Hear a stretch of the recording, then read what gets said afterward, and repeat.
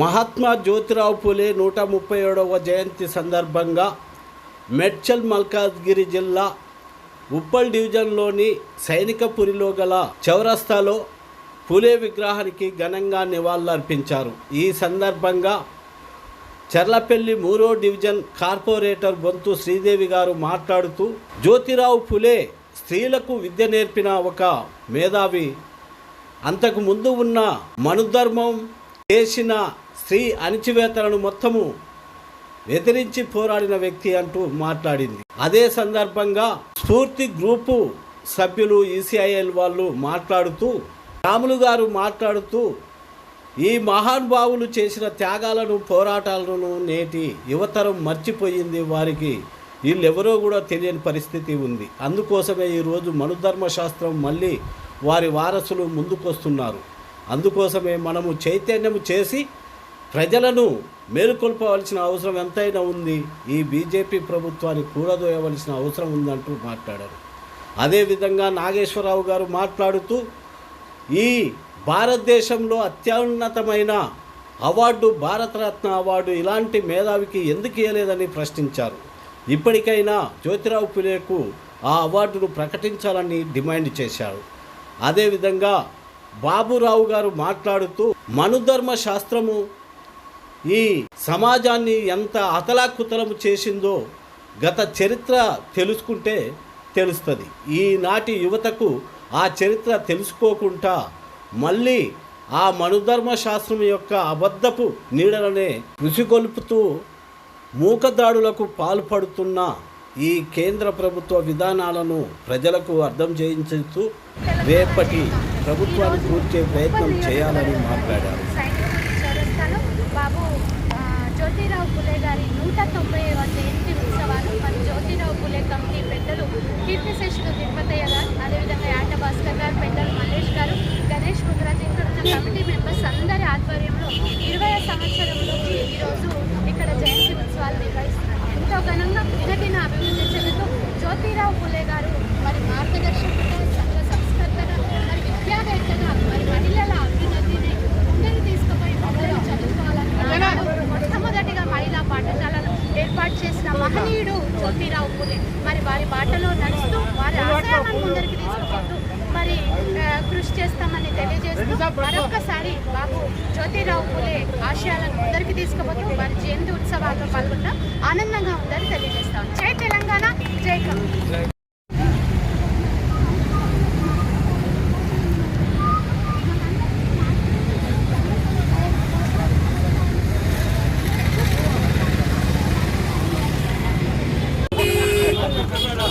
సందర్భంగా టీపీఎస్కే ప్రధాన బాధ్యులైనటువంటి రాములు గారిని మాట్లాడాల్సిందిగా కోరుతున్నాను.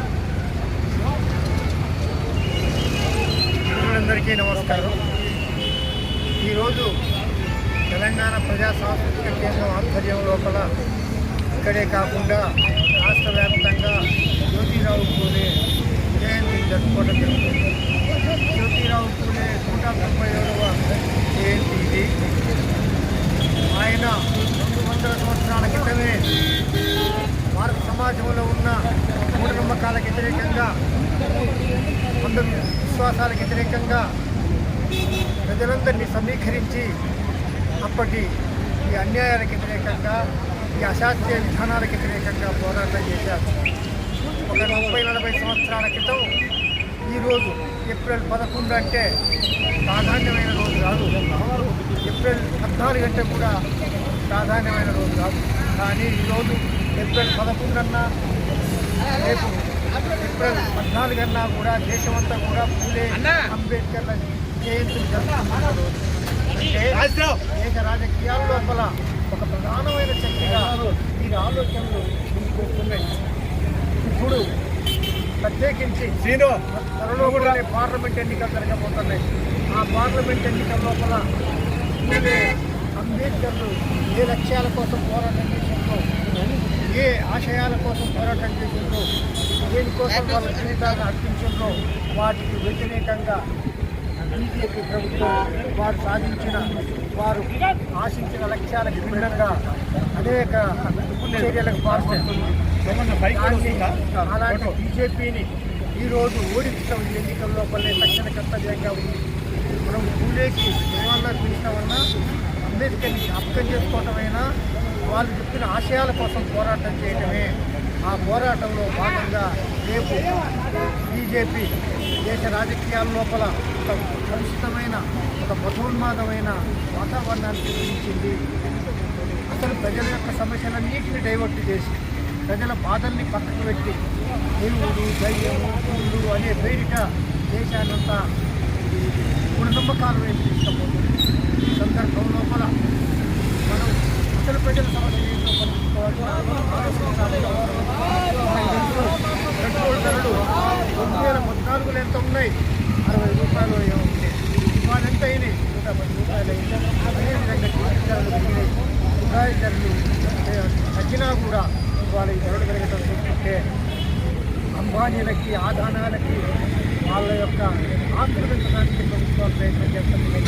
సామాన్య ప్రజల యొక్క పట్టించుకోవడం లేదు. అందుకోసమే బీజేపీని ఓడించాల్సిన అవసరం ఉన్నది. ఇండియా కూటమి దేశవ్యాప్తంగా బీజేపీ వ్యతిరేకంగా ఎన్డీఏ వ్యతిరేకంగా పోరాటం చేస్తాయి. ఆ పోరాటంలో భాగం కావాలి అనేది ఇవాళ మనం ఈ జ్యోతిరావు పూలే జయంతి సందర్భంగా తీసుకోవాల్సిన ప్రక్రియ.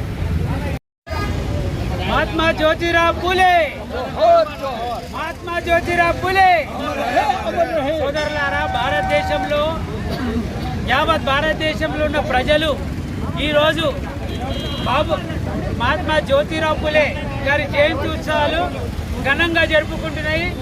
అవి వాడవాడల్లో అలాగే చౌరస్తాలో ఆయన విగ్రహాలు ఎక్కడెక్కడ ఉన్నాయో ఆ విధంగా సంఘాలన్నీ కూడా గుమ్మగూడి జయంతి ఉత్సవాలు చాలా ఘనంగా జరుపుకున్న రోజుల్లో మరి ఈరోజు జ్యోతిబా ఫులే గారికి ఇప్పటి వరకు భారత ప్రభుత్వం అంటే స్వతంత్రం వచ్చి 75 సంవత్సరాలు దాటిన భారతరత్న అవార్డు ఇవ్వగలిగిందా అంటే ఇది మన పాలకు సిగ్గుచేటు కదా.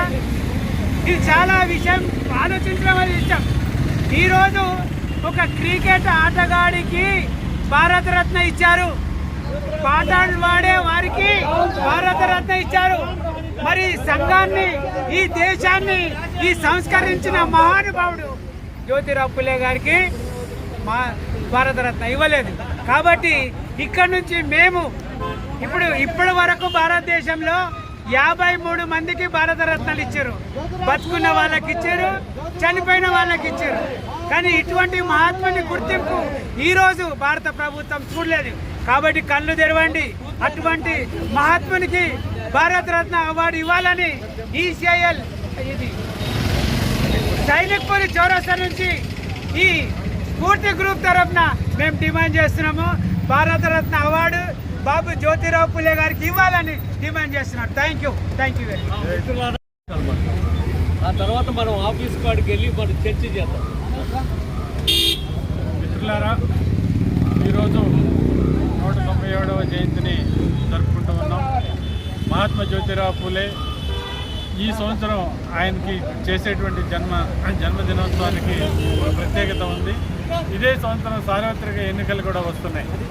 ఈ ఎన్నికల సందర్భంగా ఎంతోమంది ఫులేని స్మరించుకుని వాళ్ళకు అనుగుణంగా ఫులే గురించి మాట్లాడటం అనేది జరుగుతుంది.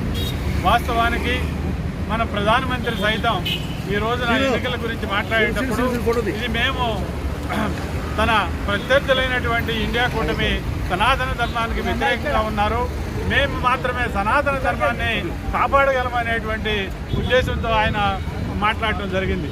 నిజంగా ఈ సనాతన ధర్మం ఏ విధంగా మెజారిటీ ప్రజలకు హక్కులు లేకుండా చేసిందో తెలుసుకోలేని పరిస్థితుల్లో మెజారిటీ ప్రజలు ఉన్నారు.